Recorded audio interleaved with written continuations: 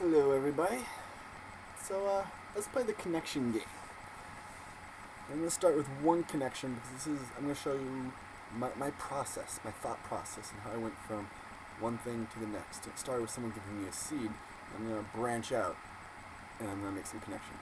Or let me just say, you're going to make the connections.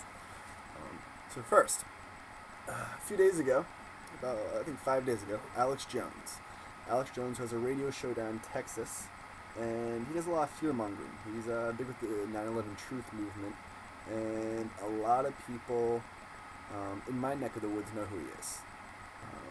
He comes out with some big mainstream documentaries, like the last one being the Obama deception. Well, 5 days ago on his show, he had a caller calling, and it was a lady. She disguised her voice, and she said she was from the White House. And this is also, say, a third-hand story, by the way. So take it with a grain of salt, but yeah, I don't know. Just listen. And she said that she talked about the economy crashing and how the dollar is currently held up right now and that's locked in place. I don't fully understand that, but I talked to my brother who works in Manhattan, and he says yes, that is the case. And she said they're about to unlock it, basically. And when they unlock it, the dollar can fluctuate. It's sort of locked in with other currency standards, and when it's unlocked, it's going to start dropping. And she said 40 days from now, the price of the dollar that currently is right now will be worth 30 cents. She then went on to say, March 15th, there will be a pole shift. That's a big one. That's a real big one. Then Alex Jones, guess what Alex Jones did? He did nothing. He didn't ask her any questions. So some lady who says she works at the White House calls in and says there's going to be a pole shift on March 15th, and Alex Jones, the talk show host, says, we're going to break. And they go to break. Comes back onto the show, doesn't mention it at all. The show was aired live, over the radio, so hundreds, thousands of people were listening to it, and it's also aired on live stream online, which people are also watching. Now, the next day, Alex Jones always releases his live streams and podcasts, and the call was completely edited out. Since then, people have been trying to contact Alex Jones and the show and the network, and no one will respond. Why was this call edited out? Why did Alex Jones not question this lady? It was a very serious, some very serious and mind-blowing statements that she was making. So the viewers took it into their hands. I did not hear the show, that's why it's a third-hand story. But there are videos on the internet which you can then look at. What I'm talking about is articles, videos, everything out there, but I'm going to just start making connections here. You can start putting, the puzzle pieces together. And the user, or one of the people who listened to the show, made a video and put it up on the internet saying what the lady had said. That video went viral, and within 3 hours it was removed from YouTube. Other people reposted the video, and it was removed from YouTube. Other people who watched the show put up their own videos. They were removed from YouTube. However, someone happened to videotape the YouTube screen of the guy talking, and they reposted it. He also has another video where he's directly, challenging Alex Jones, and that he's always been a fan of him and supports him so much, and told him to come clean and tell us what is going on. I bet he's not going to come clean because there's something up. Okay? Alex Jones is a fear-monger. He's getting paid to create fear, And so this pole shift, okay, you can take it, in two directions. You can take it with fear, or you can take it with compassion. Okay? Fear for the future, or compassion for those who are present. Think about that. It's a little hidden pun in there. Okay? Let's start branching off. December 10th, in New Mexico, a Russian astronomer discovered a new comet, Comet Elenin. Comet Elenin is approaching the inner solar system right now. It's just out past the asteroid belt, and when it passes through the asteroid belt, its course might be deviated. However, the course is currently being predicted, and it's not completely accurate, as it has just been discovered. It's going to bring that asteroid anywhere from 0.45 to 0.15 parsecs of the Earth. The moon is 0.00265 parsecs from the Earth, to give you some idea of how close it is. And currently, it will be closer than any comet that's come to the Earth since 1983, and potentially the closest ever in Earth's known history, or recorded history. March 15th, this comet makes an alignment. It makes another alignment a little after September, and it makes a final alignment sometime right around the Mayan end date, the true Mayan end date. This was Ian Lungold popularized, October 28th, 2011, where 9 fractal cycles come to an end. February 11th, which is 260 days away from that date, is when the Tolzian calendar, you could say, comes to an end or has a new year, new cycle. And that also ends with the 9-cycle fractal calendar on October 28th, 2011.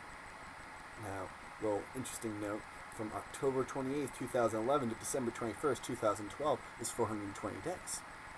Okay? The Tolzian calendar still keeps going after that. And so 420 divided by 260 equals the golden ratio. 1.618033, whatever. Not exactly, it's actually 1.615. Besides that, the fractal structure is within the calendar. It's everywhere within this calendar system. Just take a look at it. It's pretty mind-blowing. And you gotta jump into that 4th calendar system versus the traditional 3. Alright, Comet Elenin. And now let's talk comets, alright? Understand what a comet is. The comet is following this elliptical pathway around our sun. Now, if you look at a traditional, observatories, okay, we have the pathways in balance in both directions. The rings of pathways it creates are these elliptical rings, with the center point being off-center, okay? Just like a comet, okay? The comets represent electrons. They're the electrical pathways of our solar system. They're negatively charged, and they're supposedly big balls of cold ice and dirt and dust and collected debris. Which I'm thinking sounds pretty right in terms of a theory I'm working on. But then there's also electrical universe theory saying it's just a big ball of plasma. And it could also be a mix of both. Now, the interesting thing, let's say it is water or ice and dirt chunks and everything that just, whenever it goes through the asteroid belt, they're known to pick up all this debris. Okay? It's a gravity well, a black hole. It could just also be a gravity well, because the gravity well reaches a certain level, it will become a black hole. But otherwise, matter is just getting collected into this point. It's a vacuum. Comet is a gravity well. The sun, the star, is a gravity hill. Okay? So what happens when the Earth gets in between it? You have a flow from the sun to the comet. And what's in between? Perspective. The Earth. The Earth is the neutral perspective.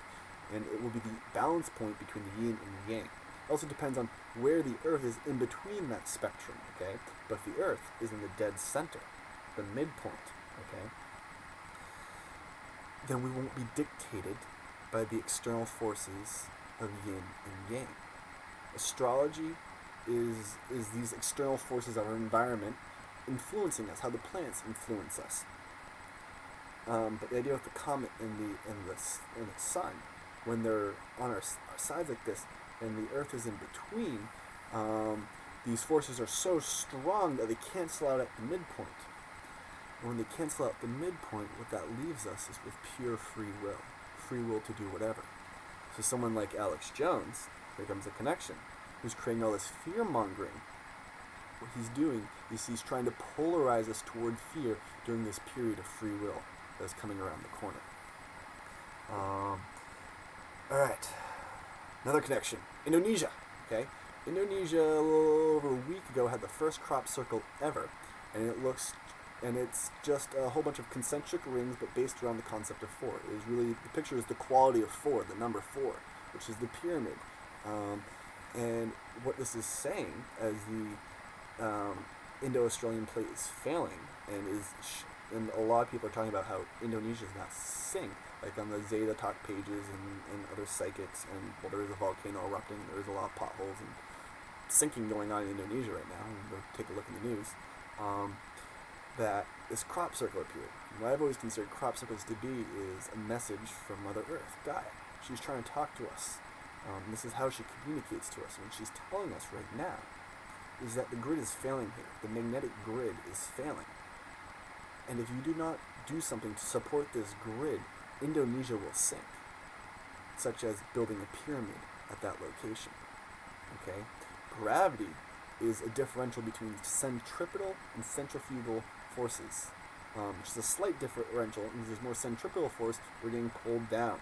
If you go down far enough into the ground, you should hit a neutral spot where the forces balance out. And that might not be that far down into the earth. We honestly, in Martian society, in public Martian society, we haven't gone that far down in the earth. Anyways, what else? Oh, so yeah, Indonesia sinking. Let's go, March 15th again. In March, Prince Harry is going to go on an expedition to the North Pole with 4 ex-soldiers who were all wounded, and it will be televised nationally. Now, it's interesting, Prince Harry and Prince Charles are the last 2 of the British dynasty, or the English dynasty, whatever you want to call it, and they are, and Prince Harry is considered by some researchers to be the future leader of the NWO, the New World Order. When all this else passes, and they come out of their caves, wherever they are going to hide and cower,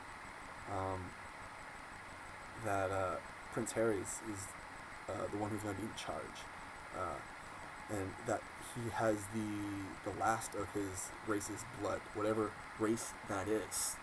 But all the inbreeding between royalties to preserve that blood, and Prince Harry and Prince Charles are considered to be the last offspring to have that pure blood.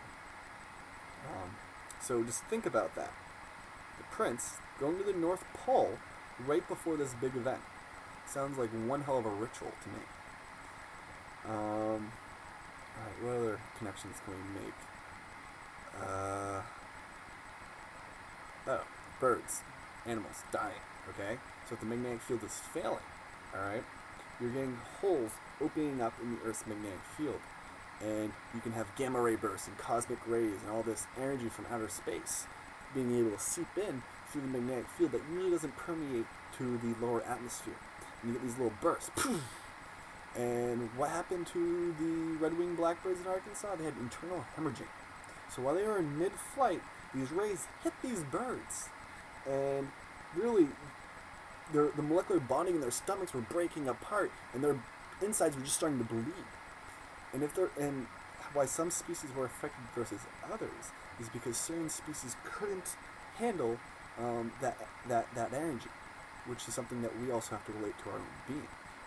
This energy is going to start hitting us, and there's only one thing you can do, and that is to communicate to your own being, to your body, to let your body that it's time to evolve, it's time to grow, and to, as David Sarita said, we need to start making this exoskeleton to handle these crazy rays. And that's you communicating to your body to let it know, hey, time to get into gear. We have some initial energy. There is this energy that's increasing, that's feeding our bodies. Eventually it's going to get too intense, but we can go with that intensity if we're aware of it.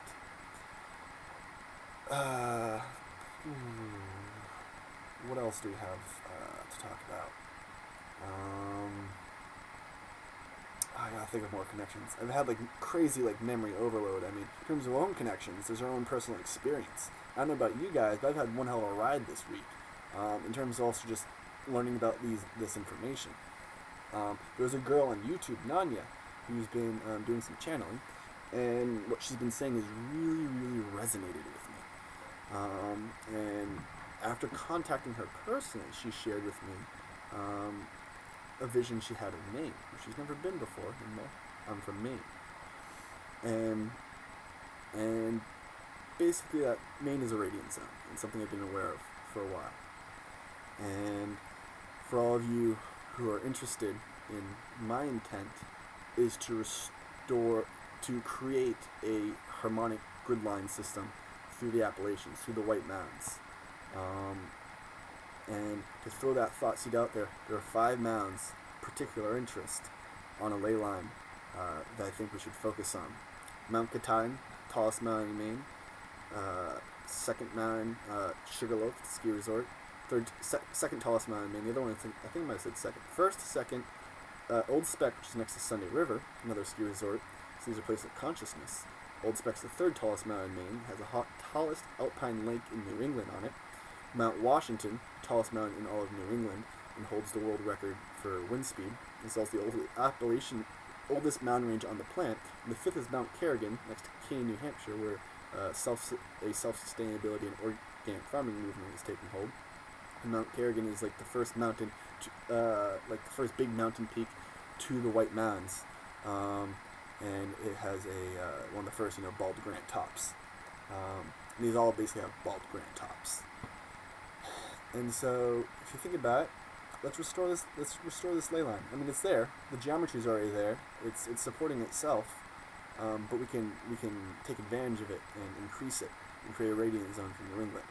So this is a thought seed that can take off and go other places. Let me take a quick look. I have a list of all these connections, and my memory is seriously just or my mind is just seriously getting on overdrive from seeing connection after connection after connection. It just really does not stop. Where is it? I can't find it. I don't know. I really don't know. Yeah, I don't know. I think I might just have to call it good. But those are some ideas I'm from. Oh, I know. I got another great connection. In terms of something to think about. In China right now. Okay, in China, 1/7 of the people of the planet is China. We just hit the 7 billion mark for people. We're being told on national news, this was last week, that Obama is about to disclose that we have made extraterrestrial contact.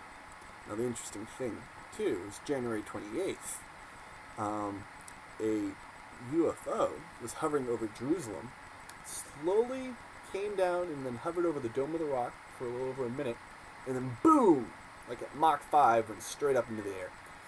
Since then, there have been 4 videos on YouTube released of different perspectives of this event. And it's pretty extreme to see that UFO just go, woo! Well, the connection being is, this is happening in China right now, talking about Obama. Yet we have no clue over here. No clue. And then this happened on Jerusalem, and has gone viral on the internet. Mainly because a light in the sky went 0 to Mach 5 instantaneously in a very, very, very populated area. In Jerusalem, of all places. That's pretty intense.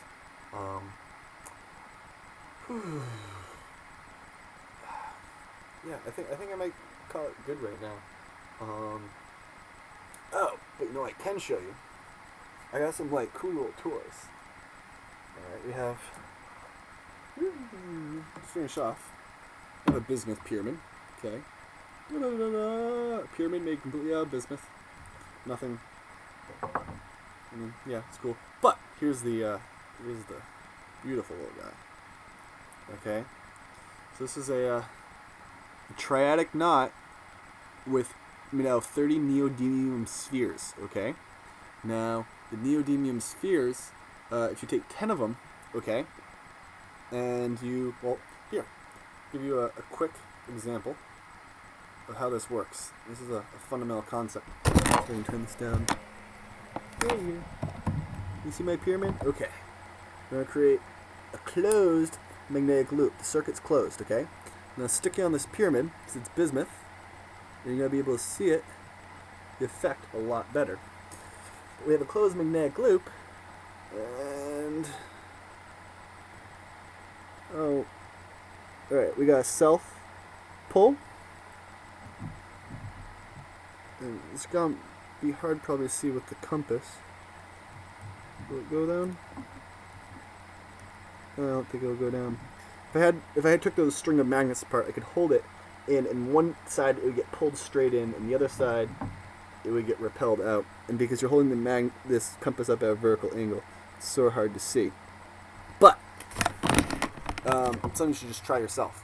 Basically, when you create a closed magnetic loop, it creates a magnetic field perpendicular to itself. I put it over the bismuth because the bismuth drastically amplifies the effect. I was able to, before I had my triac knot, which is now these two rings wrapped in electric tape, I had to wrap them in electric tape to make the third connection. So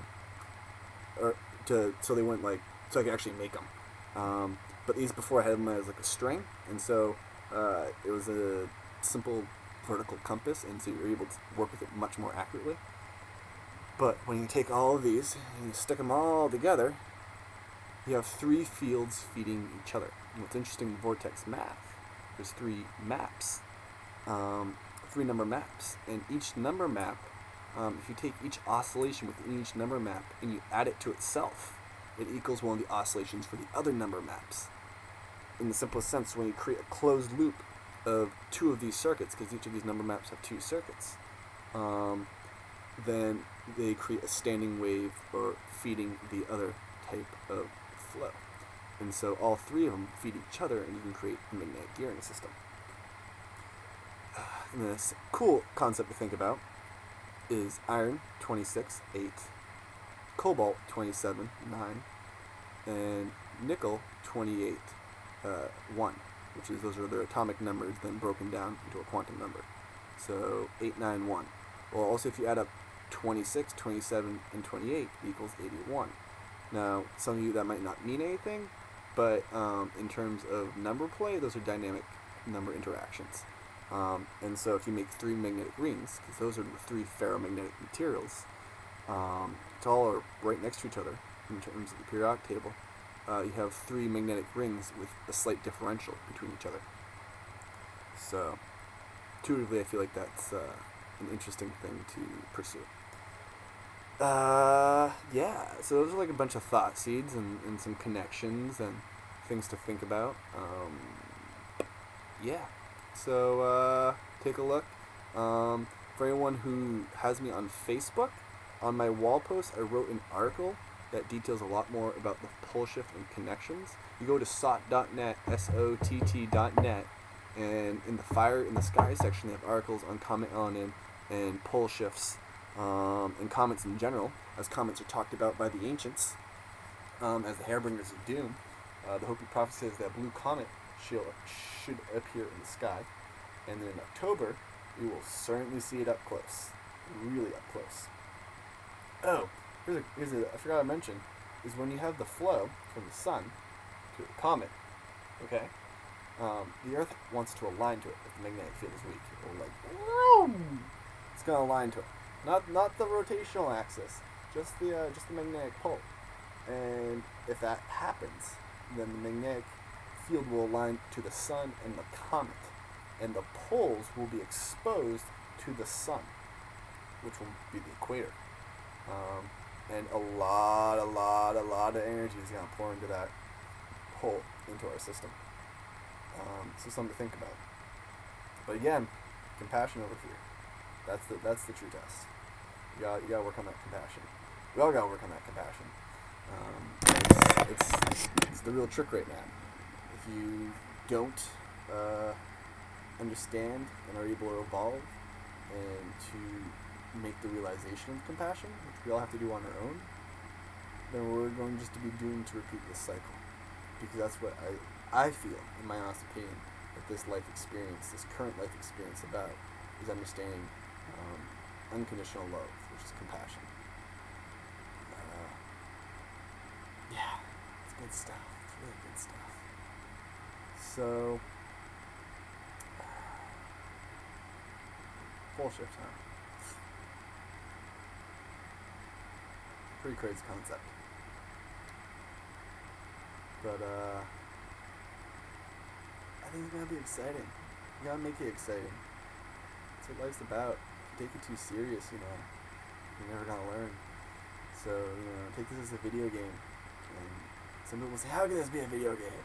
It's like, people are dying, things are going crazy, and man, do you have any compassion? It's like, yeah, I have a compassion, but what happened in the video game? it's all this is a matrix. It's a, we're in, you know, Academy Earth. So, learn, grow, evolve, experience, love, be, do whatever you can. Oh, I got something to share with you. This is the last thing. A spirit told me to get a gold ring, put it on my left finger. It would help me communicate there with the spirit realm. See if that resonates to anyone. But anyways, said the more pure the better. Bitch, it's expensive, but I'm gonna do my best. I'm gonna find some gold. If I need to cast it myself into a ring, I'm gonna do it. It actually sounds like fun. Maybe we can put in like some crazy little letters and somehow they, you know, burn when exposed to fire. That'd be cool. You know, I wonder where that thought came from. But everyone, have a good one, and enjoy this week. It's been epic. It's been fucking epic as hell. I'm gonna drop that F-bomb because it's needed. Epic as hell. So, namaste. You'll have a good one, and keep that mind open. Explore the potentials, because wow, there's some crazy potentials right now. Like, woo! Adios.